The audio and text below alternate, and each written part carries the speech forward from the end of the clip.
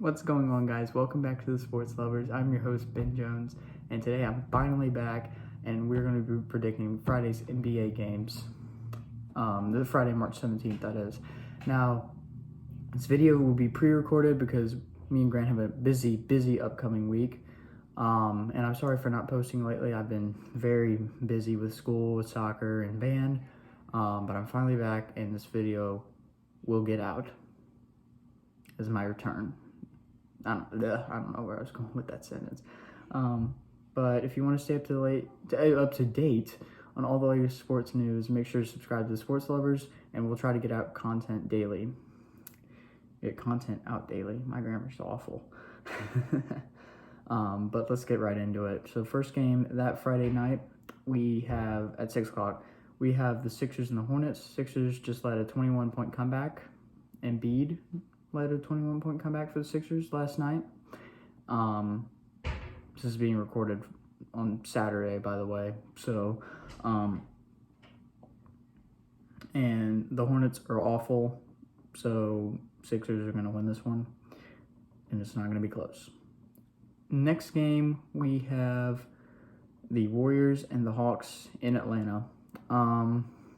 The Warriors are awful on the road. They have been all year. We just struggle to win for whatever reason. I don't know what the deal is.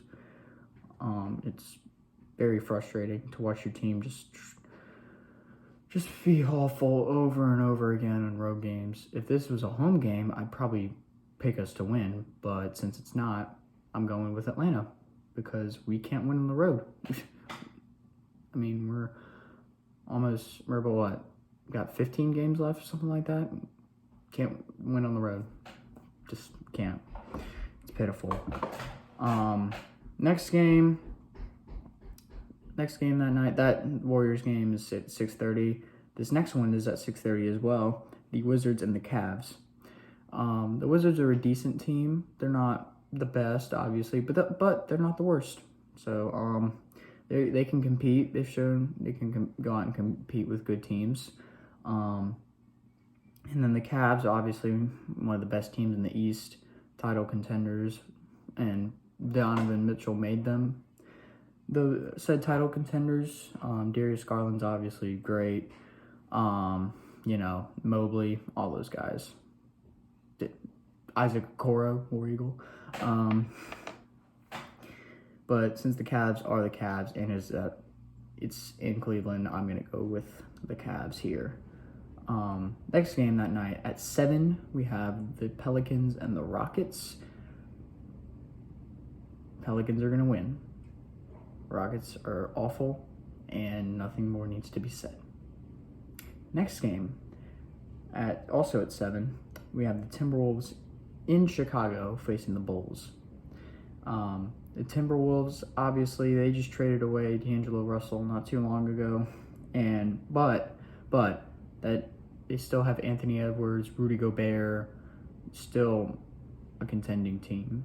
They can still go out and compete. They are, I believe they're 6th or 7th in the West. I don't remember, but they're right on the border of the play-in and actually getting into the playoffs.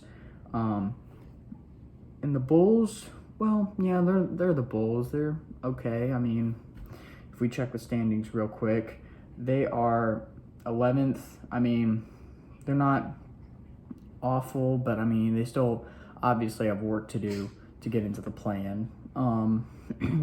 They're at 30 and 36. Just a game back behind the Wizards, though, for that 10th spot. I believe that they can make a push to get in, especially now that they just got Patrick Beverley. So, yeah. However, I think the Timberwolves are still going to win this one because I think they're the better team, better record and everything. Next game, we have the Grizzlies and the Spurs. Now, that's at 7 as well. The Spurs are very bad. They're like, bottom 2 in the West. And the Grizzlies, well, their best player just got suspended because he's not very smart, clearly. But they're still 3rd in the West and still sitting at a record of 39 and 26. That's pretty dang good. I think they're still capable of winning without Morant, but it's obviously going to be much more difficult. But I mean, against a team like Spurs, it shouldn't matter. So Grizzlies win this one. Next game at 9 that night, we have the Celtics in Portland facing the Trailblazers. This is going to be a good matchup. This is probably the best matchup of that night. You know, the Celtics obviously still sitting at number 1 in the East, if I'm not mistaken, or no, number 2. I'm sorry. They were, just a couple games behind the Bucks. You know, I mean, obviously the Bucks, they came out after the All-Star break and won 16 in a row. So, yeah, that's the only reason why they're even ahead. But I think, you know, Celtics obviously nothing bad to say about them. They're a really good team as usual. You know, they've been leading or, you know, been second in the East the past 2 years, pretty much all of the past 2 years, and they're good. But the Blazers, though, they are far better team than they were last year. They and even though they're still 13th in the conference, I mean that's still way better than they were doing last year. And they're not completely out of the play-in either. They just have to keep winning, and Pels have to lose a couple. Sorry, Grant. I don't want them to get in, I promise. I mean, but even if they did get in, Dame would have to carry them, and it wouldn't be pretty. And because of that, I think the Celtics win this one.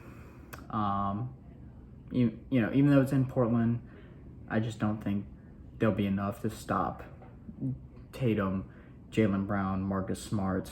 You know, they got weapons, and that's why they're so good.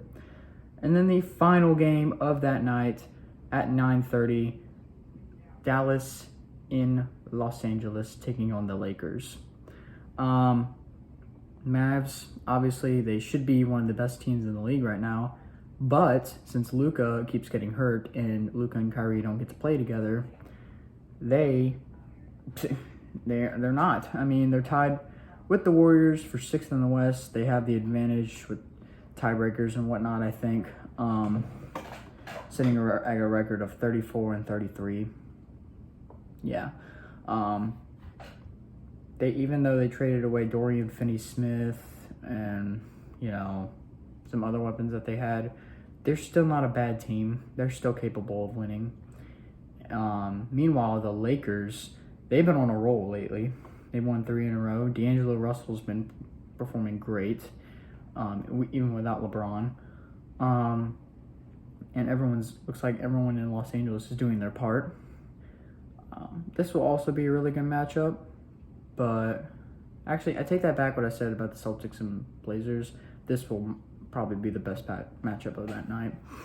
I'm going to take Dallas here to win this one, just because I think they have the advantage with Kyrie. And, I think he's a better point guard than D'Angelo Russell. But it doesn't mean it won't be a good matchup.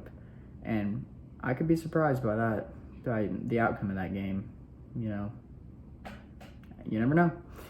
Anyways, that is going to do it for today's vid. And again, I'm recording this on Saturday the 11th, and you guys will not see this until sometime Friday. So, in advance, thank you so much for watching, and until next time, have a good one. Peace out.